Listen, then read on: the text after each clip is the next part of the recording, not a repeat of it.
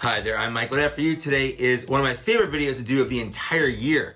This last weekend, we had New York Toy Fair, and they showed off a lot of stuff, and I want to talk about it because I am a 37-year-old man-child, and my room is full of toys. That's just what I do, and that's why you're here, I'm assuming, because you're watching it. Before moving on to the news, I do just want to preface this by saying that I've diversified my collecting habits, and while I will be discussing Star Wars The Black Series news, which I'm guessing is probably why you're here, it's why I'm here, I also want to talk about the other things that they announced that I am looking forward to. So I'm going to put Star Wars The Black Series at the beginning of the video, and if that's all you care about, once I'm done, I'll let you know and you can move on. But if you want to know about other stuff that I care about, stick around. We'll talk about it together. It'll be a lot of fun. So let's start with Star Wars The Black Series. Number one, I want to talk about what's just on the cusp of the horizon. Any day now, we're getting the next wave of Star Wars Black Series figures. In the standard case of 8, we're going to get 5 new figures, and they're the 5 figures I've pretty much been looking forward to for a long time. We get Count Dooku, who has graced the top of my wish list for quite some time. Commander Bly, who, by all accounts, looks amazing. We're getting Zori Bliss from the Rise of Skywalker movie. We're getting a Knight of Ren. And then we're getting a Sith Jet Trooper, which is just a Jet Trooper, but red. That wave literally could come out anytime. The next official wave, with the numbers and everything, is not coming out until May. That one's going to be more prequels heavy. We're going to get Episode 2 Anakin and Obi-Wan, fan favorites for sure, Kit Fisto, Plo Koon, and then a Geonosis battle droid. Also in May, we are getting well, people say Baby Yoda, but we all know him as the Child. That's his official name. That's coming out sometime around May the 4th-ish, around there. They did show off pictures of him in box at New York Toy Fair. So that's stuff that we've known is coming out. I just want to reiterate that as of right now, it's not out yet. But a couple of things were announced. Some things we knew because they weren't very good at hiding leaks. But other things, to me anyway, were official confirmations, brand new. Couldn't be happier. So let's get started with the biggest news. This year, 2020, is the anniversary to one of my favorite Star Wars movies and favorite movies of all time. Caravan of Courage. No, I'm kidding. It's not. I don't even think that's true. I don't think that's the anniversary of Caravan of Courage at all. Anyways, it's Empire Strikes Back. Empire Strikes Back is not only my favorite Star Wars movie, I think it's objectively the best Star Wars movie. So to celebrate the 40th anniversary of The Empire Strikes Back, Hasbro is just releasing a slew of Empire Strikes Back themed figures, characters, all of that stuff. Just like they did with the 40th anniversary line for Star Wars A New Hope, they are re-releasing figures in the classic Kenner bubbles, the blister packs. The first wave is mostly repacks we've seen before. Nothing really too crazy here. I think that some of them are probably going to be peg warmer-ish, but if you missed them the first time around, it's going to be a great time to pick up some fantastic figures. So from the figures we've seen before, we're getting Hoth Leia and Bespin Han. There's nothing new here as far as I know. They both already had the digital face printing when they were released in the numbered boxes. We're just getting them again. They're also releasing the AT-AT driver or AT-AT driver, whatever you want to say, and Yoda. Yoda, to me, is a weird choice because we just got a release of him in the archive line with the updated face just a couple months ago. So it seems weird to get him again in this line, but I'm not gonna argue, I guess. Although I do wish that we'd had maybe some different figures instead of the Yoda. The big one here in the first wave is they are finally re-releasing the Bespin Luke Skywalker. Now this figure first was released in the Phase 1 way back in, I believe it was 2014. So 6 years ago. This was before digital face printing. He was one of the first figures ever made, and to be honest, he wasn't great. The likeness was terrible. So it's nice that they're updating it with not just digital face printing, but a brand new head sculpt with a separate hairpiece and separate face that they're putting together to give it that cool 3D look. Definitely have that one pre-ordered. I'm probably just skipping the rest of them from this wave 1. Now that's scheduled to come out in April. The Wave 2 isn't scheduled to come out until August, and Wave 2 holds a few surprises that I'm very much looking forward to. We are getting a couple of re-releases, but the re-releases I feel like are very necessary. Number one, we're getting a TIE Fighter pilot. We haven't had a TIE Fighter pilot again since the Phase 2 of Black Series. That was the end of 2014, beginning of 2015. So he also hasn't been on pegs and shelves in like 4, 5, 6 years. So it's nice to get that again, and I'm probably gonna pick one of those up just to have another in my collection. We're also getting a re-release of R2-D2. R2 has been a popular character, and they've done not few releases. I've got a couple in my collection, but that first initial release was so rare for a lot of people that it's really hard to find a good R2-D2. This one's gonna have some Dagobah customization to it, so it's not just a straight re-release. He does have the periscope that you can put on his head, so it's definitely a paint deco, so I'm definitely going to pick that one up as well. And lastly, for the re-release, we're getting a Lando Calrissian. This time, as far as I know, it's the same face sculpt, it's just got the digital face printing, unlike the one that came out in 2017, which was just before they started doing the digital face printing. So it's about time we got an updated Lando. Also, low-key, the wrist on my Lando is broken. He broke when I was filming my review for him. So it's gonna be nice to actually have one that's, not broken. So lastly in this wave, we actually have 2 new figures, new sculpts, never been done in the line before. The first one is Luke Skywalker in his Hoth pilot outfit. Now you might be saying, Mike, that's just the X-Wing pilot outfit, but it's not. It's not at all.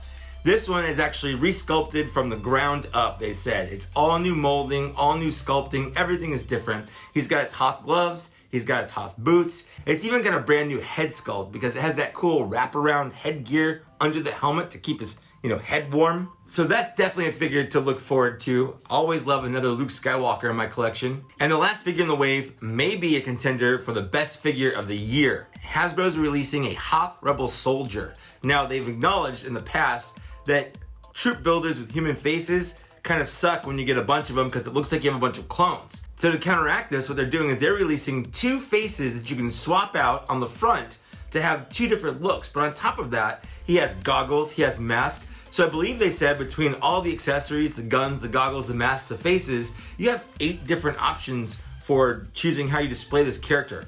I'm buying 2. Another fun little fact is you can put the face in his backpack when you're not using it, kind of like Zartan from G.I. Joe. On top of all that, we're getting another very poorly held secret because it's actually been seen on shelves already prematurely. It's scheduled to come out in April, but we're getting the next entry in the deluxe line, D3, the Imperial Probe Droid.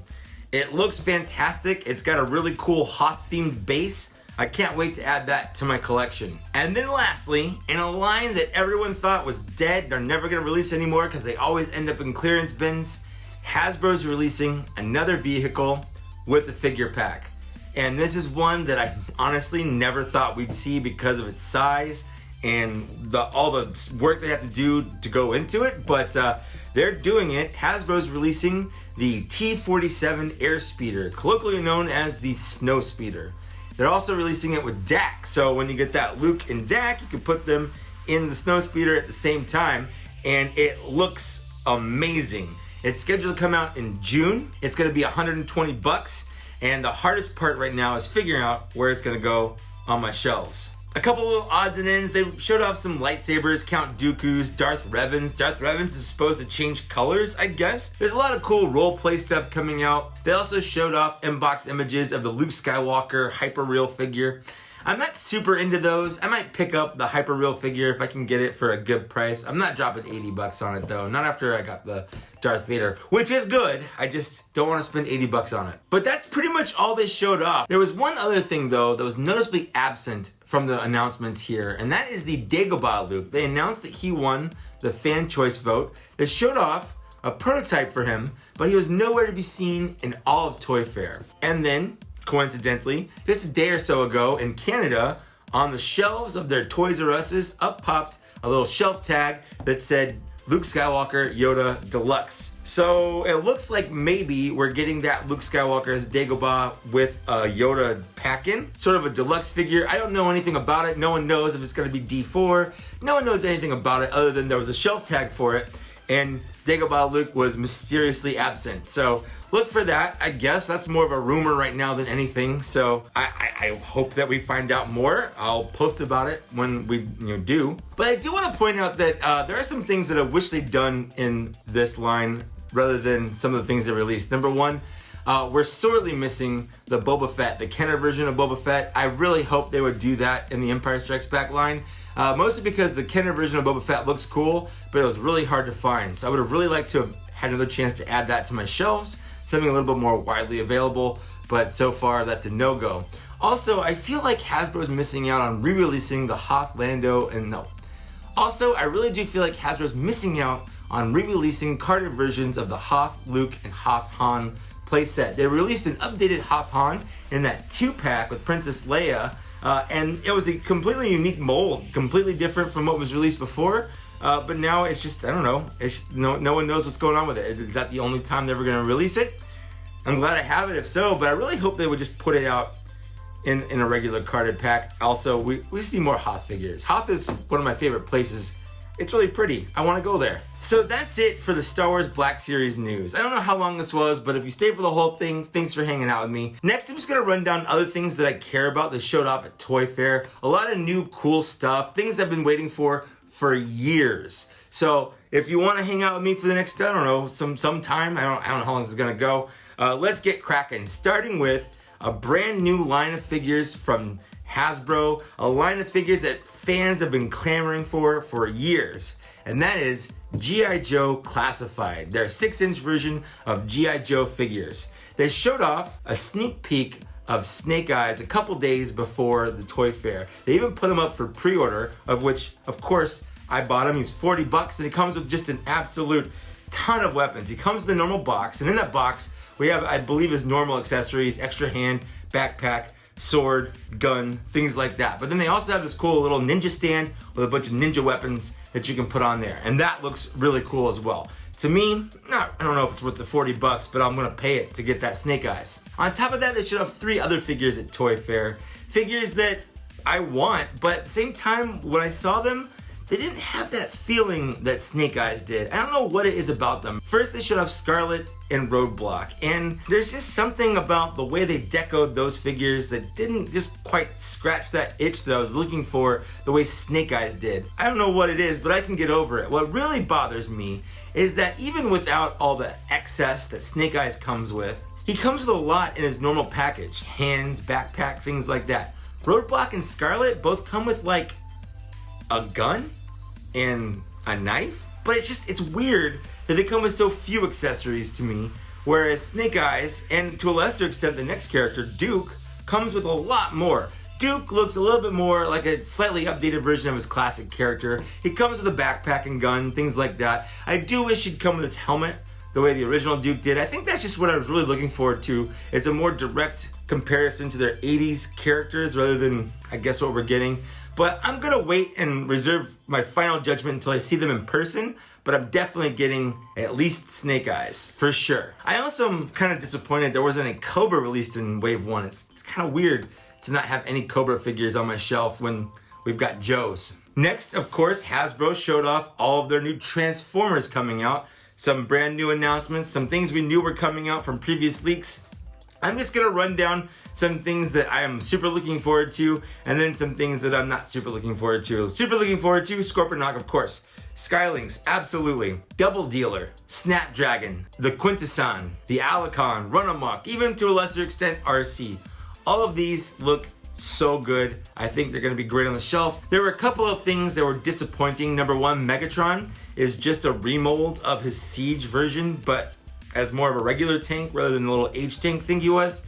Not super into that. We're also getting a smokescreen, which is just a Prowl from Siege, but, you know, remolded, which I guess is fine, but also a little disappointing as well. And then we're getting a bunch of repaints of Siege figures because of the Netflix show they showed their trailer for. That trailer was met with a lot of mixed reviews. I didn't really particularly mind it. In fact, it kind of got my blood pumping the first time I saw it because it looked cool. But Hasbro's repainting a lot of the Siege figures to match what we get in the show. A lot more deco, a lot more paint. But to make it worse, because I could ignore them and be fine, but to make it worse is they're making a Build-A-Figure for them, but it's not a Build-A-Figure, it's a Build-A-Playset, a Build-A-Display stand that turns into Teletran 1.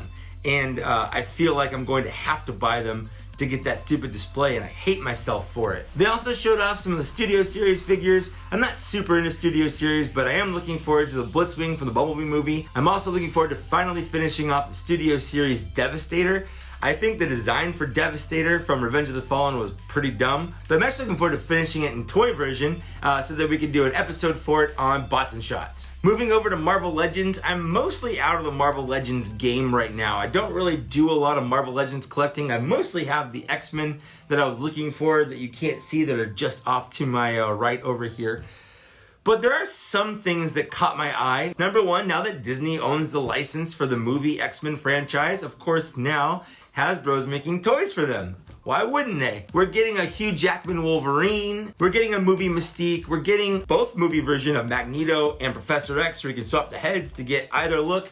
All those are pretty cool. We're also getting some Deadpool ones. Cable is one that I'm actually probably going to buy because he looks fantastic. We're getting things like Nimrod and Age of Apocalypse figures with a Sugar Man Build-A-Figure. They're Venomizing some characters. We're getting a lot of Venom next year. These are just some things that caught my eye. If you're super into Marvel Legends, it's probably going to be a pretty good year for you. If I still collected Marvel Legends to the level I did before, I would be crying for my wallet. Actually, I still am because just Star Wars alone. Moving on to another new property from Hasbro. Hasbro, I guess, got the license for Ghostbusters, and they're releasing a 6-inch line of Ghostbuster figures with a demon dog thing Build-A-Figure, Gate Keymaster thing. So if you love Ghostbusters and you just want some more different toys from the toys that have already been released, I guess look for that sometime soon for Ghostbusters stuff. I'm probably not going to get them. I just don't have the space, although I do love Ghostbusters. Hasbro's also revisiting the 80s, 90s Kenner line. If you really like those old Ghostbusters figures, I mean, that might be something up your alley as well. And then lastly, in the Hasbro category, while I'm not the biggest Power Rangers fan, I do love the Power Rangers Lightning line. There's something about it I just find a lot of fun, even though I have no idea who most of the characters are. I'm having some fun actually collecting the line.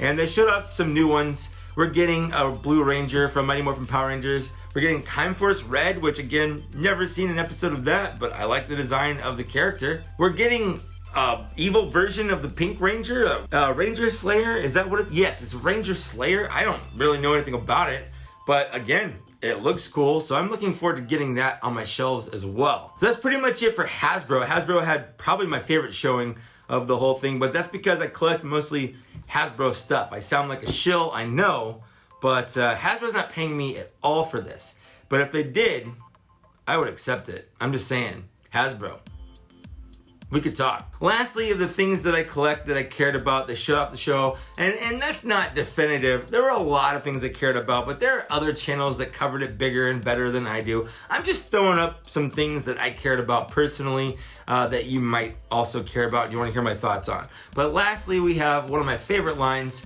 the NECA Turtles. Number one, they have the cartoon line, and they showed off some new things. We're getting an android Krang body. One of my favorite things from the cartoon is just this big white guy with red underwear and these weird, crazy shoulder pads that Krang sat in his stomach. Also next to him was this little kid Shredder. I think there was an episode where he got hit with like a thing that shrank him down into like a kid body, and it's just a weird deep cut. They showed off Rock Soldiers, they showed off Triceratons, they showed off April, they showed off a bunch of different things. But the new ones they showed off that really caught my eye were Splinter, the cartoon Splinter, and then also Baxter Stockman, the Fly.